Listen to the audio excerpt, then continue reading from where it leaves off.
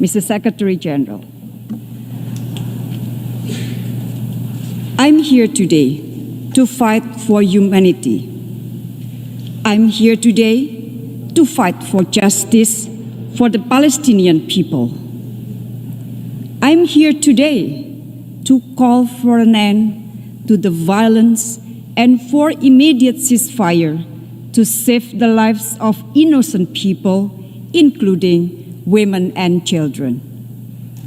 The safety and well-being of mankind is always our number one priority. I'm sure that each one of us are touched when confronted with images of a 2-month-old baby injured and pulled away from the rubble as her family lay dead. The only question we should ask ourselves is, how much longer shall we let these atrocities continue? All of us know that this conflict is asymmetric by nature between Israel, the oppressor, the occupying power, and the Palestinian, the occupied, who are continuously being oppressed. Occupation is the core issue. The international community owes the Palestinian people a long overdue independent state of Palestine, living side by side in equal footing with all of us.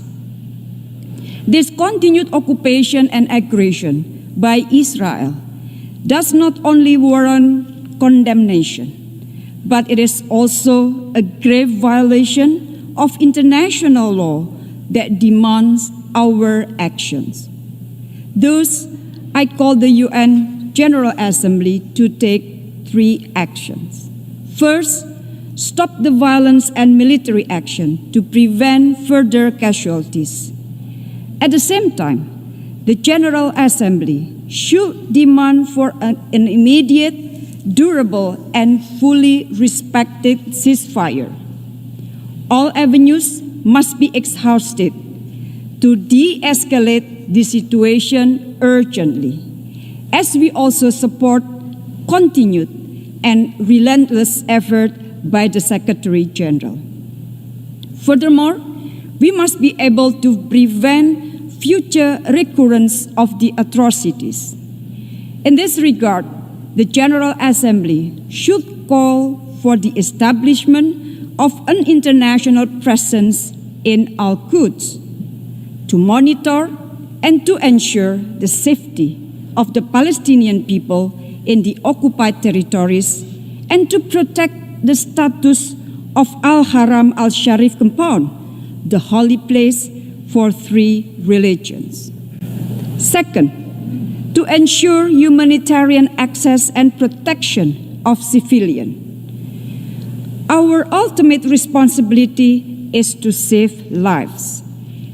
And every minute we spend here deliberating could mean another Palestinian life lost. I call the General Assembly, together with UN agencies and other actors, to step up efforts in providing humanitarian assistance to the affected Palestinian people. It must urge Israel to open and allow access for the delivery of humanitarian aid, including to Gaza, which has been under siege for more than 13 years. Third, pursue a credible multilateral negotiation. Credible negotiation is very important to advance a just and comprehensive peace based on 2-state solution in line with internationally agreed parameters.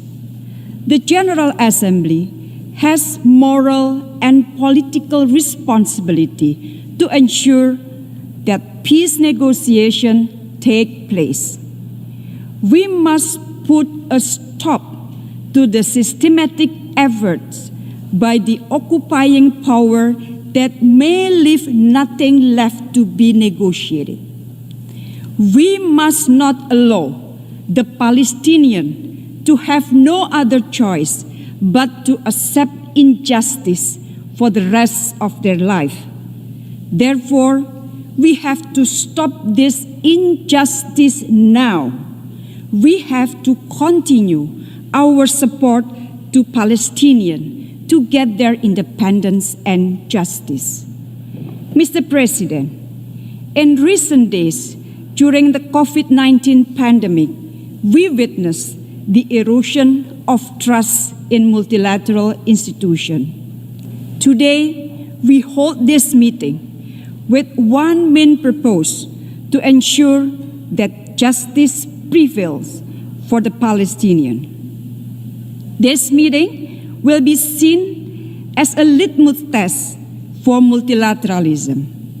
We must remain committed and stand united in our efforts against all illegal acts of Israel toward ending the occupation in Palestine.